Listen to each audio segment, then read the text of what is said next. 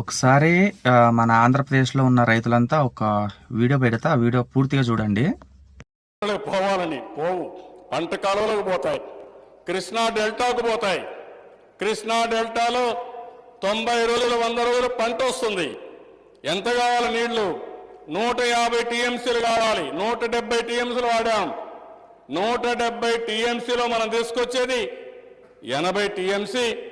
మధ్యలో వచ్చే రివర్స్ అన్ని వస్తే ఇంకొక 20-30 టీఎంసీ వస్తే 100 టీఎంసీ మనకు నీళ్లు వస్తే శ్రీశైలంలో పెట్టుకుంటాం. ఇంత మునిపే చెప్పాను నేను.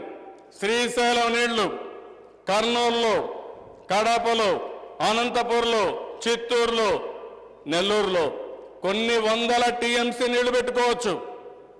అక్కడ నీళ్లు పెట్టుకుంటే శ్రీశైలంలో, నాగార్జున సాగర్లో, కిందన పులిచెంతలో నీళ్లు పెట్టుకోవచ్చు.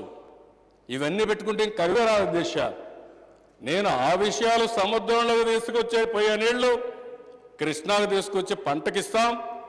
పైన వాడే నీళ్లు నిలబెడతాం. ఆ నీళ్లు తీసుకపోతే రిజర్వాయర్ కట్టలేదు కాబట్టి వేస్ట్ గంగలో పోసేశారు. ఫస్ట్ ఆఫ్ ఆల్ సబ్జెక్ట్ అర్థం చేసుకోండి. సబ్జెక్ట్ తెలియకపోతే నేర్చుకొని మళ్ళీ రండి.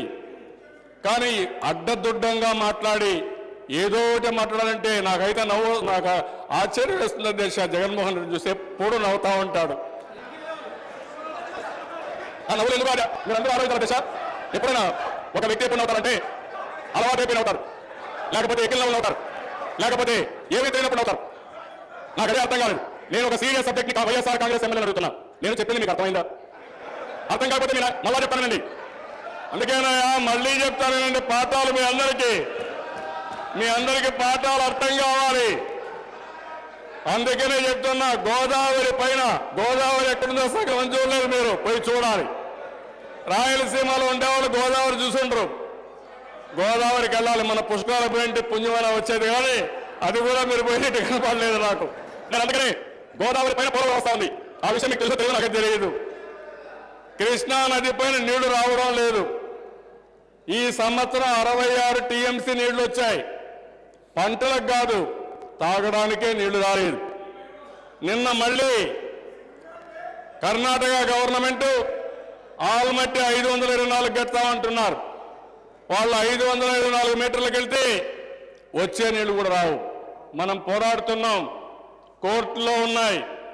ఒక పక్క ఇంత మునుపు 2 రాష్ట్రాలు మన పైన ఉండేటివి. ఒకటి కర్ణాటక, 2 మహారాష్ట్ర, ఇప్పుడు 3వ రాష్ట్రం తెలంగాణ రాష్ట్రం కూడా వచ్చింది. ఇప్పుడు ఈ ప్రాజెక్టు మీద చూస్తే తెలంగాణ రాష్ట్రంలో కూడా వాళ్ళు కొన్ని లిఫ్ట్ ఇరిగేషన్కి వెళ్తున్నారు. అవి కూడా మనకు అన్యాయం జరుగుతుంది. అయితే 2 కూడా కృష్ణా డెల్టా పైన ఒక ట్రిబ్యునల్ వేశారు. 2 కంబైన్ రాష్ట్రాలు కాబట్టి. గోదావరి పైన ఇంకొక ట్రిబ్యునల్ పెట్టారు. ఈరోజు మీరు ఆషామాషిగా చాలా సీరియస్ ఇష్యూ, భావితరాలకు భవిష్యత్తుకు సంబంధించిన ఇష్యూ ఇది. ఈరోజు ఈ 2 రాష్ట్రాల మధ్య, మన మధ్యలో కొన్ని ఉన్నాయి. మన పైన ఉన్నారు, వాళ్ళు ప్రాజెక్టులు కట్టుకున్నారు. పైన ప్రాజెక్టు కడితే కిందికి నీళ్లు రావు. నీళ్లు రానప్పుడు మనం ఇబ్బంది పడతాం. ఎప్పుడో వరద వస్తే మనకు నీళ్లు వచ్చే అవకాశం వస్తుంది. అట్లని చెప్పేసి కృష్ణాలో నీళ్లు వస్తాయని మనం వెయిట్ చేస్తా కూర్చుంటే తాగేదానికి కూడా నీళ్లు వచ్చే పరిస్థితి లేదు. కోర్టుకి వెళ్ళాం, గవర్నమెంట్ ఆఫ్ ఇండియాకి చెప్పాం. బచావ్ అవార్డు ప్రకారం ట్రిబ్యునల్ మనకు వచ్చింది. అది కూడా ఆ రోజు మీరు ఎన్నైతే మాట్లాడుతున్నారో 10 సంవత్సరాలు మీరు చేసిన తప్పుడు విధానాల వల్ల బ్రిజేష్ కుమార్ మిశ్రా మొత్తం నీళ్లు ఇష్ట ప్రకారం ఇచ్చారు. అడ్వకేట్లు, పనికిరాని అడ్వకేట్లు పెట్టి మొత్తం అది కూడా దెబ్బతినే పరిస్థితికి వచ్చాం. అక్కడి నుంచి ఇప్పుడు మనం కోర్టులో వేసాం. అది తేలాల్సిన అవసరం ఉంది. అది తేలినప్పుడు మనకు ఇబ్బందులు వస్తున్నాయి. ఇబ్బందులను అధిగమించడానికి మనం ఈ పని చేశాం. ఈరోజు నేను చెప్పింది గోదావరిలో పట్టిసీమ ద్వారా దినానికి 8,500 క్యూసెక్స్ నీళ్లు తీసుకొస్తామని చెప్పాం.